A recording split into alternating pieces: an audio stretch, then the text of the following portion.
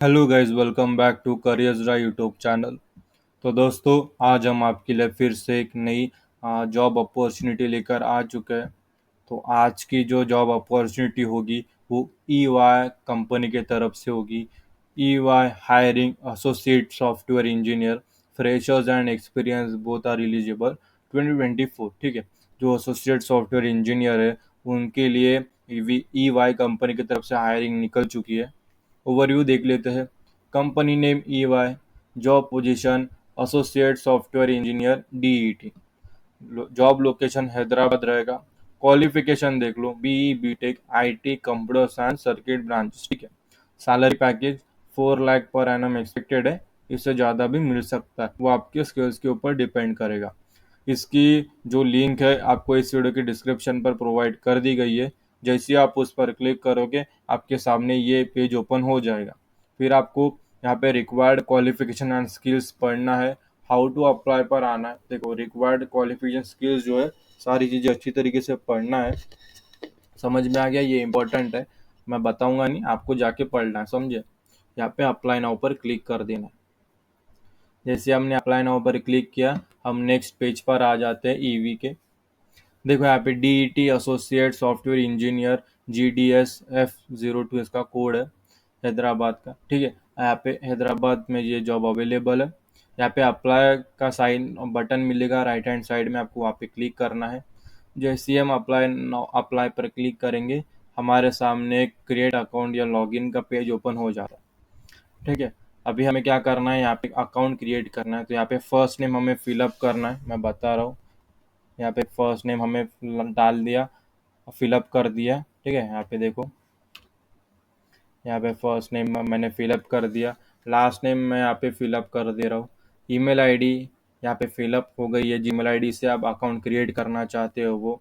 फिर यहाँ पे पासवर्ड सिलेक्ट करना है। फिर आपको जो पासवर्ड रखना है वो आपको यहाँ पे फिलअप कर देना है। फिर पासवर्ड कन्फर्मेशन पर भी वही पासवर्ड आपको यहाँ पे फिलअप कर देना है। ठीक है, जैसे मैं कर रहा हूँ वैसे ही आपको सारी चीज़ें करनी है। फिर यहाँ पे I acknowledge the E Y privacy notice पर क्लिक कर देना है। ठीक है, यहाँ पे क्लिक कर देने के बाद नीचे क्रिएट अकाउंट पर क्लिक कर देना है। जैसे हमने क्रिएट अकाउंट किया, यहाँ पे देखो थोड़ा पासवर्ड मिसमैच हो गया है, तो फिर से मैं एक बार पासवर्ड जो है फिलअप कर देता हूँ।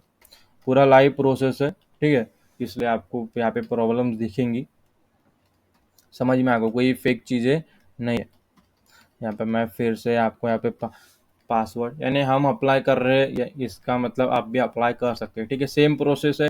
अगर आपने हमारे चैनल से वीडियो देख के आप हमारे स्टेप्स में से अगर आप अप्लाई करते हो तो आपको कोई गड़बड़ी नहीं दिखती होंगी, सेम वही प्रोसेस जो है वो दिखती होगी। ठीक है, यहाँ पे जो ईमेल एड्रेस है is already registered in our system. ठीक है, यहाँ से लॉगिन आप कर लीजिए। यहाँ पे यूज़र लॉगिन पर जाएंगे हम। यहाँ से यूज़र लॉगिन पर जाने के बाद हम यहाँ पे ईमेल आईडी फिलअप करेंगे, जिस ईमेल आईडी से हम अप्लाई कर रहे हैं। ठीक है, 821, यहाँ पे हमने ईमेल आईडी जो है वो फिलअप कर दी।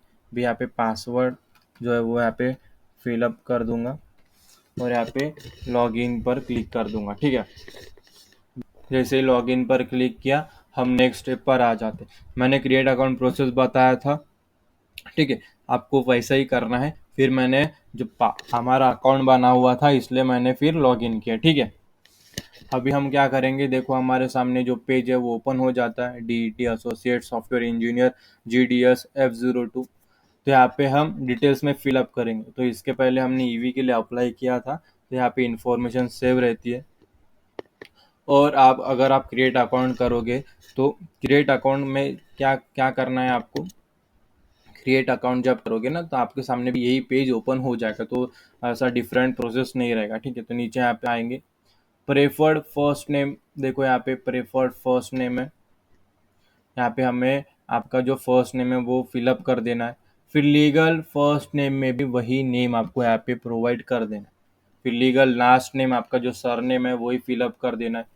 ईमेल आईडी आपने साइन किया हो या अकाउंट कम क्रिएट किया हो वो आपको यहाँ पे सेव, आप एडिट नहीं कर सकते। ठीक है, यहाँ पे देखो आप एडिट नहीं कर सकते, वो वही सेम ईमेल आईडी यहाँ पे सबमिट हो जाती है। फिर मोबाइल फ़ोन में आपको अपने आपके मोबाइल का जो 10 डिजिट का नंबर है आपको वो यहाँ पे फिलअप कर देना है। फिर नीचे देखो यहाँ पे यूनिवर्सिटी सिलेक्ट करनी है।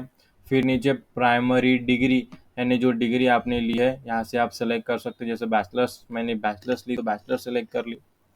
फिर डिग्री सब्जेक्ट मेजर यानी अप्लाइड कंप्यूटर साइंस मैंने सेलेक्ट किया था, यानी डिग्री में मैंने क्या लिया है वो सिलेक्ट किया, ठीक है। फिर नीचे मंथ ऑफ ग्रेजुएशन और यहाँ पे ईयर ऑफ ग्रेजुएशन आपको यहाँ पे सबमिट कर देना, समझे। अभी नीचे आएंगे फर्स्ट प्रेफरेंस, तो आपको यहाँ पे क्या करना है, अदर सेलेक्ट कर लीजिए, ठीक है, ई वाई नॉलेज, ठीक है, तो मैंने यहाँ पे अदर सेलेक्ट कर लिया। फिर नीचे आएंगे, स्क्रॉल करेंगे, फिलअप करने की ज़रूरत नहीं है, जहाँ पे एस्टेरिक साइंस यानी रेड स्टार नहीं है वो फिलअप चीज़ें हमें करनी नहीं है, वो चीज़ें हमें फिलअप नहीं करनी, ठीक है। अभी नीचे आएंगे, फिर यहाँ पे क्वेश्चन पूछा जाता है, can you work in the listed job location without work permit sponsorship, ठीक है। अभी जॉब पर पोजीशन क्या, लोकेशन क्या, हैदराबाद। भी हैदराबाद इंडिया में आता है और इंडियन सिटीजन को इंडिया में काम करने के लिए किसी परमिट की ज़रूरत है क्या, लीगल परमिट की, स्पॉन्सरशिप की ज़रूरत है क्या, जॉब करने के लिए नहीं है, ठीक है। जैसे अमेरिका में अगर नॉन अमेरिकन काम करता है, इंडियन अगर अमेरिका में काम करता है तो उसे H1B वीज़ा लगता है। अगर आपको कोई पहचान वगैरह होगा तो उसे पूछ लीजिए, ठीक है, उसे वीज़ा लगता है। कनाडा में हो गया, किधर भी उसे वीज़ा लगता है, ठीक है। अगर उसी देश का, अगर अमेरिका ही का ही या जो सिटीजन है वो अमेरिका में जॉब करता है तो उसे उसकी चीज उस चीज़ की ज़रूरत है क्या, नहीं। तो वैसे भी इंडिया में इंडियन सिटीजन को ज़रूरत नहीं है स्पॉन्सरशिप को, तो यहाँ पे हम नो करेंगे, ठीक है। अगर आप इंडियन सिटीजन हो तब भी, हाँ, भूटान वगैरह साइड से हो तो आप यहाँ पे पूछ सकते हो। आधार नंबर पर आपको यहाँ पे जो आधार नंबर है वो फिलअप कर देना, ठीक है। मैं यहाँ पे आधार नंबर फिलअप कर दे रहा हूँ, आपका जो 12 डिजिट का 12 अंकों का जो आधार नंबर है वो आपको यहाँ पे फिलअप कर देना है। फिर नीचे how did you here about this opportunity पर क्लिक करना है और यहाँ पे ई वाई वेबसाइट पर जाके सेलेक्ट कर देना, ठीक है, ई वाई वेबसाइट। अभी next question, how have you ever been subject to any investigation, civil और क्रिमिनल और been prosecuted by any court of law, यानी आपके ऊपर कोई लीगल केस है, यानी लीगल केस है, आपके ऊपर कोई इंक्वायरी हो रही है, पुलिस केस हो गई है या कोर्ट के ऊपर आपकी कोई कोर्ट केस चल रहा है आपके ऊपर, तो आपको यहाँ पे यस करना है, अदरवाइज नो करना है, ठीक है। कोई दिक्कतें आ जाती है इसलिए केसेस वगैरह नहीं होनी चाहिए। फिर नेक्स्ट क्वेश्चन है, are you willing to work in shifts if required, तो बिल्कुल यस कर दीजिए। अगर कंपनी यही चाहती है कि जब कंपनी को ज़रूरत है तो आप शिफ्ट्स में काम करना है, नहीं अभी सुबह की शिफ्ट हो गई फिर रात को अगर आपको कभी ज़रूरत पड़ी तो ही पूछते हैं, यानी आपको शिफ्ट चेंज नहीं देते, पूछते हैं बस, ठीक है, पूछ के रख देते, तो बिल्कुल यस कर दीजिए। फिर यहाँ पे जेंडर पूछा जाता है, तो यहाँ पे जेंडर आपका जो सिलेक्ट है वो सिलेक्ट कर लीजिए, आपका जो जेंडर है। फिर do you have disability other visible और इनविजिबल, अगर है तो यस कीजिए, अदरवाइज नो कीजिए। नहीं बताना चाहते तो आई प्रेफर नॉट टू से भी आप सिलेक्ट कर सकते हैं, ठीक है। मैं यहाँ पे दिखा देता हूँ ऑप्शन, देखो आई प्रेफर नॉट टू से, ठीक है, वो सिलेक्ट कर सकते हैं। फिर have you suffered from any major illness surgery accident, यानी आपके पास पहले कोई इलनेस है, कोई सर्जरी हुई है, एक्सीडेंट हुआ है इसके पहले मेजर, ठीक है, उससे आगे परेशानियां आ सकती है, तो ऐसा कुछ है तो यस कीजिए, अदरवाइज नो। नहीं आंसर देना तो आई प्रेफर नॉट टू से पर क्लिक कर सकते। कंट्री सिलेक्ट कर लीजिए, नीचे आएंगे, बी रिज्यूमे देखो, यहाँ पे सिलेक्ट फाइल पर क्लिक करना है और अपने डिवाइस से आपका जो resume, up to date resume है वो आपको यहाँ पे अपलोड कर देना।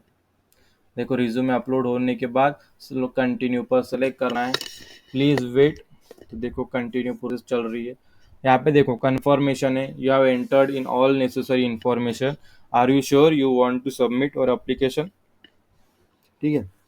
यहाँ पे वही बताया जाता है कि आपने जो सारी इंपॉर्टेंट इंफॉर्मेशन, सारी नेसेसरी इंफॉर्मेशन थी वो आपने फिलअप कर दी है। अभी आपसे पूछते हैं कि आप सबमिट करना चाहते हो, अभी सबमिट करने के बाद बैक नहीं जा सकते, ठीक है। तो अगर एक बार फॉर्म चेक करना है तो गो बैक जाके चेक कर लीजिए, अदरवाइज सबमिट कर दीजिए। सबमिट पर जैसे हमने क्लिक किया, देखो हमारा जो प्रोसेस है वो यहाँ पे कंप्लीट हो चुका है। देखो यहाँ पे एक मैसेज आ जाता है, thank you for submitting your application, यानी हमारा जो एप्लीकेशन है वो सक्सेसफुली सबमिट हो जाता है। अभी मैं मेल सेक्शन में जाके दिखा देता हूँ। मेल सेक्शन में जाने के बाद आपको EY talent attraction and acquisition team की तरफ से thanks for applying at EY का एक मेल आएगा EY की तरफ से।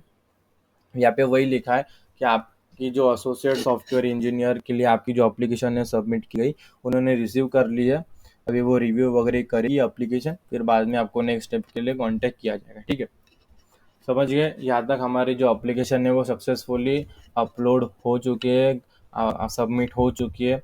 और आशा करता हूँ कि ये वीडियो देखने के बाद आपके भी एप्लीकेशन सक्सेसफुली अपलोड हो जाएगी। सेम प्रोसीजर आप बिना स्किप किए देखोगे, देख लिया होगा वीडियो बिना स्किप किए, पूरा सेम प्रोसीजर बिना शॉर्टकट मारे अगर आपने वैसा किया होगा तो आपका जो एप्लीकेशन प्रोसेस है वो भी सक्सेसफुली सबमिट हो जाएगा, ठीक है।